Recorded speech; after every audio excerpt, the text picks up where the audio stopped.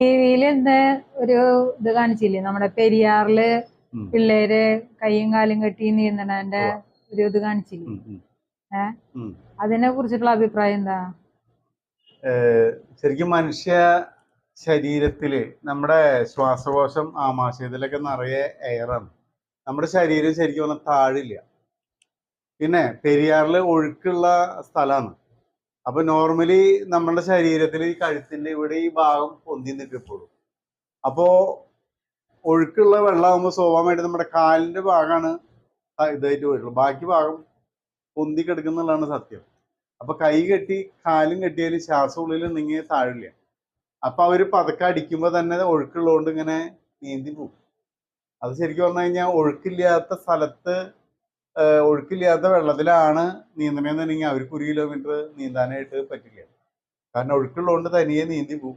പിന്നെ ശ്വാസം ഉള്ളിലുണ്ടെങ്കിൽ താഴില്ല. ഇതാണ് ഇതിന്റെ കാര്യം. അപ്പോൾ നമ്മൾ സാവധാനം കാല് പതുക്കെന്ന് ഇത് ചെയ്ത് കൊടുത്താൽ ഒഴുക്കുള്ള വെള്ളമായതുകൊണ്ട് ഇങ്ങനെ ഒഴുകി പോകും.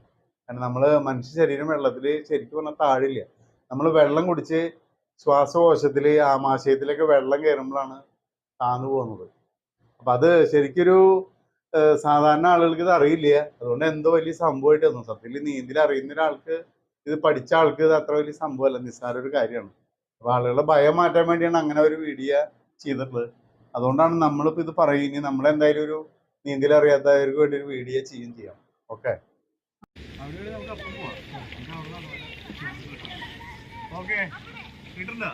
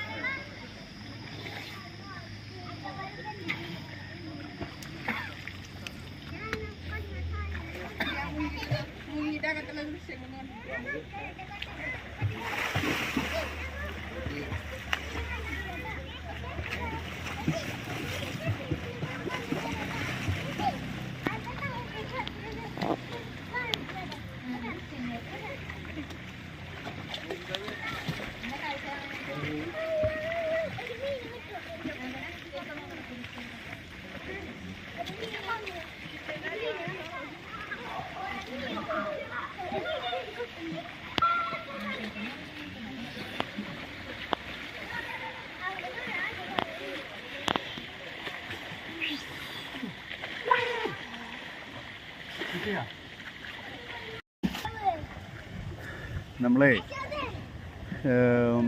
നീന്തലറിയാത്ത ആളുകൾ നമുക്ക് കഴിഞ്ഞ വെള്ളത്തിൽ ഇറങ്ങുമ്പോൾ അവർക്ക് താഴില്ലേ എന്നൊക്കെ ഉള്ളൊരു വിഷയമുണ്ട്. അപ്പോൾ അതിനുവേണ്ടി അവർക്കൊരു ധൈര്യം വരാൻ വേണ്ടിയാണ് വീഡിയോ പിടിക്കുന്നത്. ഇത് നീന്തലറിയാത്തവർക്ക് വേണ്ടിയിട്ടാണ് കേട്ടോ. അപ്പോൾ നമ്മൾ വെള്ളത്തിൽ ഇറങ്ങാൻ പോവാണ്. നമ്മുടെ ശ്വാസകോശത്തിലൊക്കെ ശ്വാസമുണ്ട്, ആമാശയത്തിലൊക്കെ നന്നായിട്ട് ശ്വാസമുണ്ട്. അപ്പം നമ്മൾ വെള്ളത്തിൽ ശരിക്കും പറഞ്ഞാൽ താഴില്ല എന്നുള്ളതാണ് കാര്യം. ആ ഒരു പോയിന്റ് കാണിക്കാനാണ് ആദ്യം ഉദ്ദേശിക്കുന്നത്. ഓക്കെ,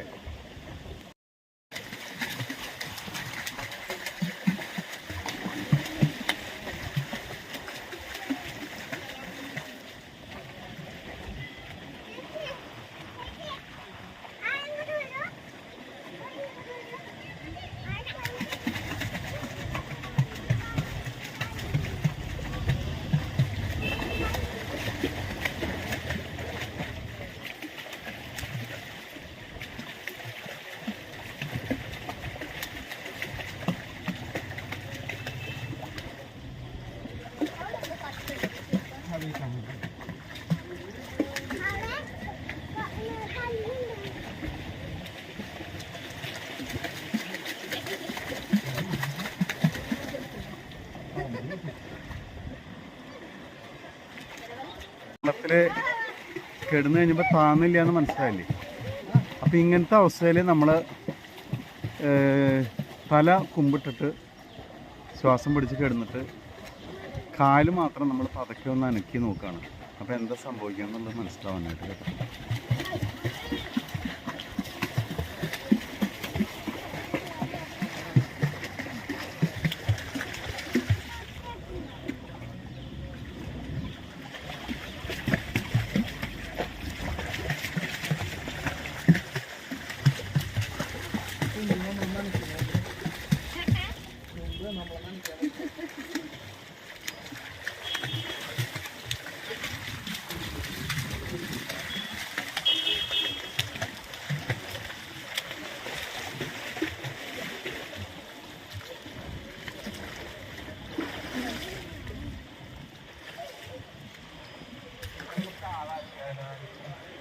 ഇപ്പം നമ്മൾ തലയിൽ കൈ വെച്ച് കാല് മാത്രം അടിച്ചു, നമ്മൾ നീങ്ങി. ഇനി കാലും കൈയും അടിക്കാതെ നമ്മൾ വെള്ളത്തിൽ ഇങ്ങനെ കിടന്ന് നോക്കുകയാണ്. അപ്പോൾ എങ്ങനെ പോകാൻ നോക്കണം.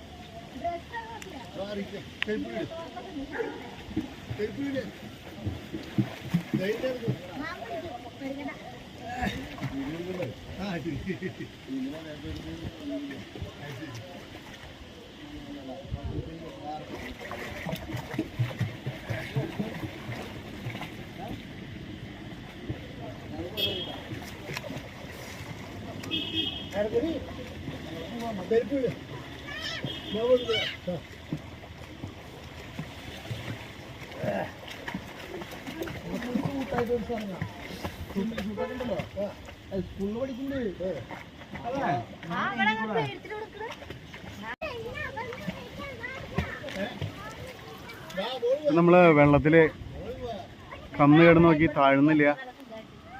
കാല് തന്നെ അടിച്ചു നോക്കി, കൈ അടിക്കാണ്ട് നമ്മൾ നീന്തി നോക്കിയില്ലേ, അപ്പം താഴണില്ല എന്ന് മനസ്സിലായില്ലേ. അപ്പം നമ്മൾ തല കുമ്പിട്ടിട്ട് കാലും കൈയും സാവധാനം ഒന്ന് തുഴയാം. തല കുമ്പിട്ടിട്ട് സാവധാനം കേട്ടോ.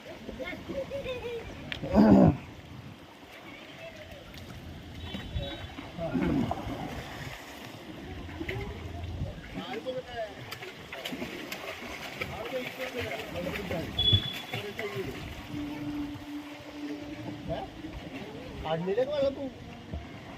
കണ്ണില് മൂക്കിലൊക്കെ വെള്ളം പോകും. കൈ വിടും.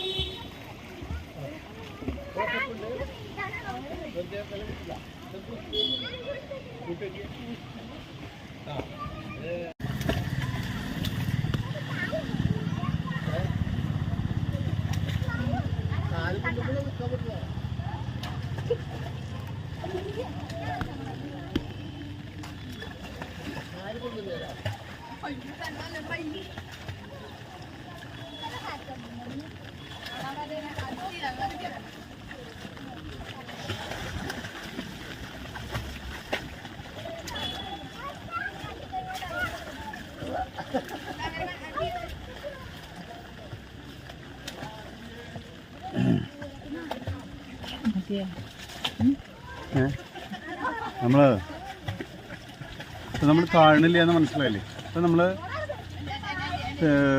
തല കുമ്പിട്ടിട്ടും കാല് തന്നെ അടിച്ചിട്ടും കൈ തന്നെ അടിച്ചിട്ടും നമ്മൾ പോയി. അതിന് ശേഷം നമ്മൾ തല കുമ്പിട്ടിട്ട് തന്നെ കാലും കൈ അടിച്ച് പോയിക്കൊണ്ടിരിക്കുക. പിന്നെ ഇടയിൽ കൂടി തല സൈഡിലേക്ക് വെട്ടിച്ച് പോകുക. ആ വെട്ടിച്ച് പോകുന്നതോടുകൂടി ശ്വാസം എടുക്കാൻ പറ്റും. അത് സ്ഥിരമായിട്ട് കുറച്ച് നേരം പ്രാക്ടീസ് ചെയ്താൽ സ്വഭാവമായിട്ട് തല പൊന്തി വരും. കാരണം നമ്മുടെ ശ്വാസകോശത്തിലും ആമാശയിലൊക്കെ ശ്വാസമുള്ളതുകൊണ്ട് നമ്മുടെ താഴില്ല.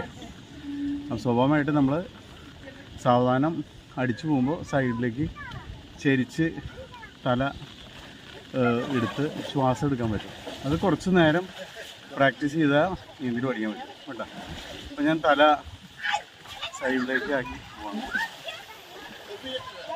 കണ്ണാടിൻ്റെ